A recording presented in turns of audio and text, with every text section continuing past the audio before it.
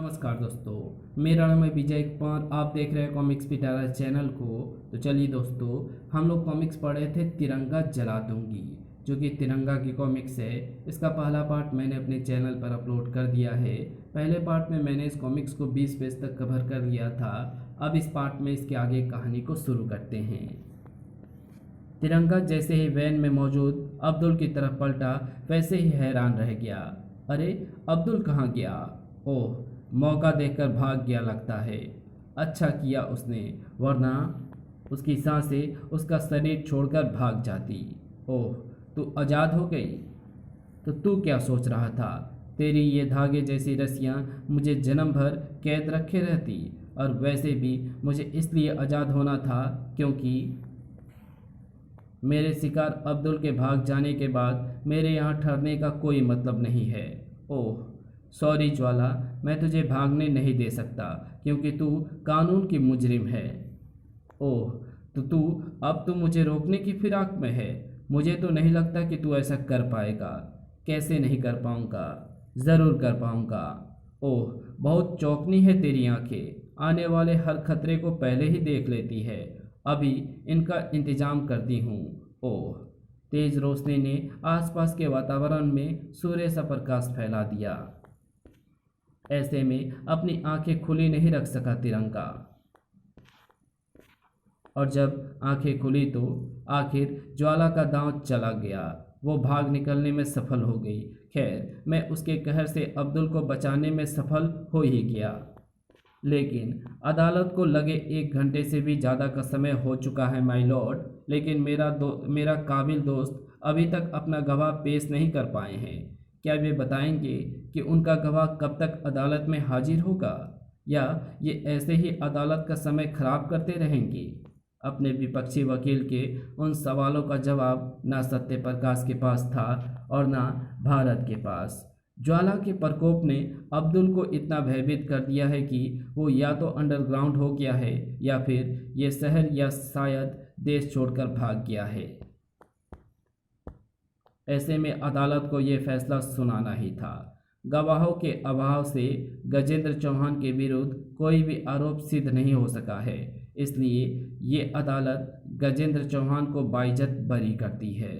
उफ, जीवन में पहली बार केस हारने का दुख सत्य प्रकाश जी के चेहरे पर साफ दिख रहा है, और इसकी जिम्मेदार है ज्वाला।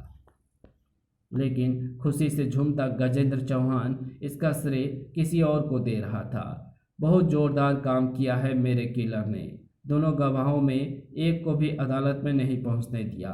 कहाँ है वो? बुलाओ उसे, मैं उसे इनामों से लाद दूंगा।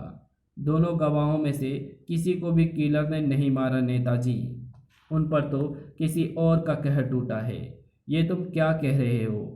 उस किलर को तो बहुत ही बुरी हालत में सिटी अस्पताल में भर्ती करवाया गया है।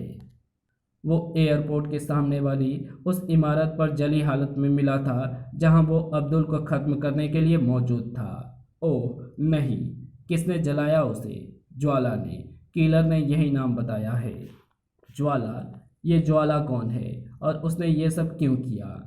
हमें ये सोचने की ज़रूरत नहीं। उसने जो कुछ भी किया है उससे हमें ही फ़ायदा हुआ है। इसलिए छोड़ो ज्वाला के बारे में सोचना और मुझे चुनाव की तैयारियों के बारे में बतलाओ। आपके बाइज्जत बरी हो जाने की वजह से आने वाले चुनाव में आपको बहुत बड़ा फ़ायदा होने वाला है।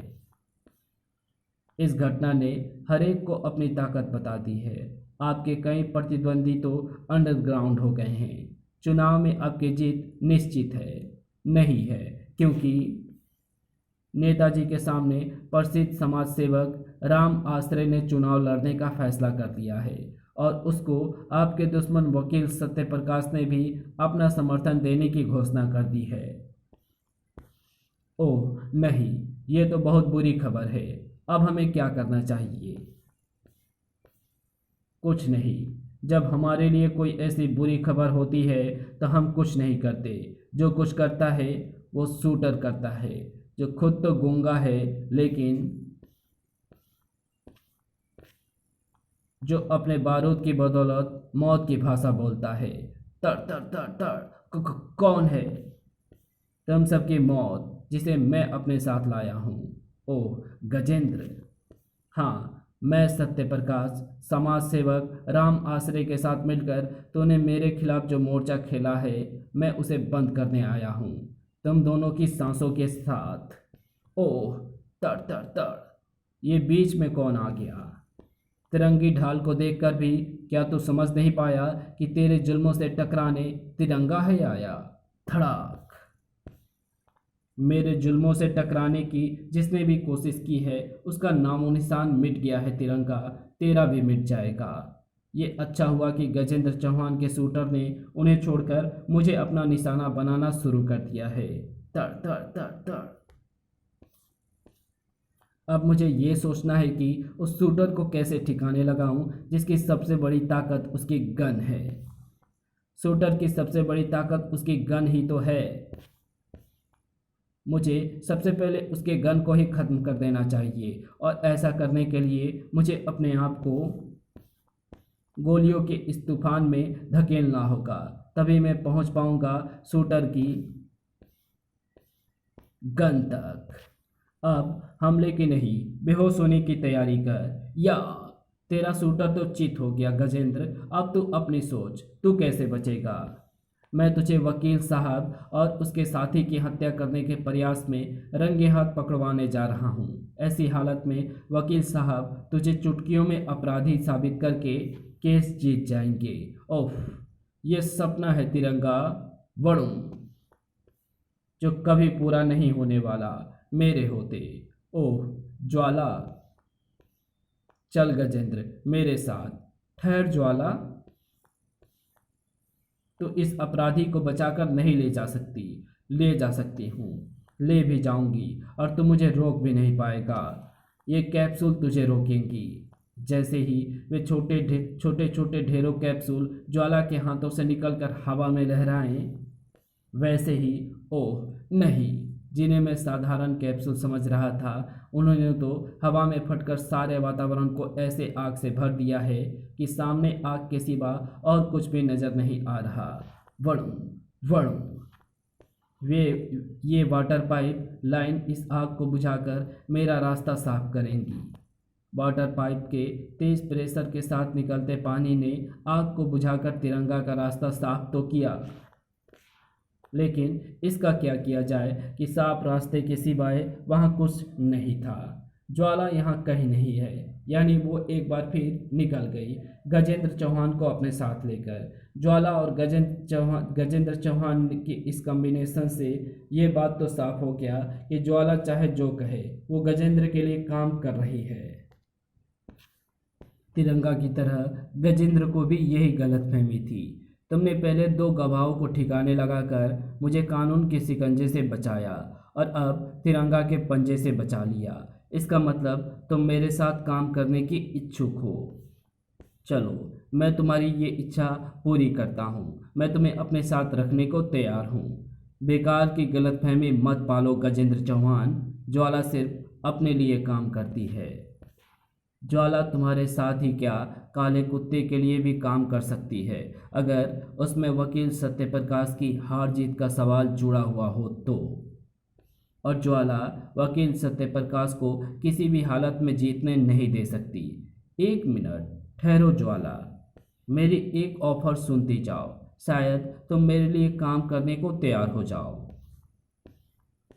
तिरंगा मुझे किसी न किसी तरह कानून के शिकंजे में फंसाना चाहता है और ऐसा करने के लिए वो बुरी तरह मेरे पीछे पड़ा हुआ है। उसे हमेशा के लिए मेरे रास्ते से हटा दो। इस काम की मैं तुम्हें मुँहमांगी कीमत दूंगा। छनाक। आउच। ये क्या है? मेरा जवाब और ये धमकी की तिरंगा को ख़त्म करने का ख्याल हमेशा के लिए दिल से निकाल दो, नहीं तो ज्वाला के हाथों ठीक ऐसे ही बिखर कर रह जाओगे जैसे ये कांच का गिलास बिखरा है। ज्वाला की धमकी ने गजेंद्र चौहान के संपूर्ण अस्तित्व को हिला डाला था। भूत बना खड़ा उसे जाता देखने के सिवा और कुछ ना कर सका वो। ज्वाला की इस धमकी को हमेशा याद रखना। आज तो पसीना पसीना हो गए नेताजी। क्या हुआ? ज्वाला की धमकी ने डरा दिया क्या? हाँ, डरा दिया। लेकिन उसके बाद भी ये बात अभी भी अपनी जगह कायम है कि जब तक तिरंगा जिंदा है तब तक ना तो मैं चुनाव जीत पाऊंगा और ना ही ज़्यादा देर तक आज़ादी से घूम पाऊंगा। तिरंगा को ख़त्म करना कौन सी बड़ी बात है। आप पैसा खर्च कीजिए, बड़े से बड़े कॉन्ट्रैक्ट किलर उसे ख़त्म करने आ जाएंगे। अगर ये काम कॉन्ट्रैक्ट किलरों के वश का होता तो अब तक हजारों बार तिरंगा को ख़त्म कर दिया गया होता। तिरंगा को अगर कोई ख़त्म कर सकता है तो सिर्फ और सिर्फ ज्वाला, क्योंकि मैंने उसे तिरंगा को ठीक वैसे ही मात देते देखा है जैसे बिल्ली चूहे को मात देती है। लेकिन तिरंगा को ख़त्म करने की बात सुनकर वो बिल्ली शेरनी बनकर झपटती है। ऐसे में वो तिरंगा को कैसे ख़त्म कर सकती है। कर सकती है, एक तरीके से वो तिरंगा को ख़त्म कर सकती है। किस तरीके से, पता चल जाएगा जल्दी। सारी दुनिया के साथ साथ तुम्हें भी ये पता चल जाएगा। इस कहानी को यहीं समाप्त करते हैं। इसके आगे कहानी पढ़ेंगे इसके पार्ट 3 में। तो मिलते हैं इसके तीसरे पार्ट में। तब तक के लिए बाय। अगर आपको ये वीडियो पसंद आई हो तो इस वीडियो को लाइक शेयर कमेंट ज़रूर कर देना। चैनल पर नया हो तो चैनल को सब्सक्राइब कर ऑल नोटिफिकेशन को सिलेक्ट ज़रूर कर देना। Thanks for watching my videos.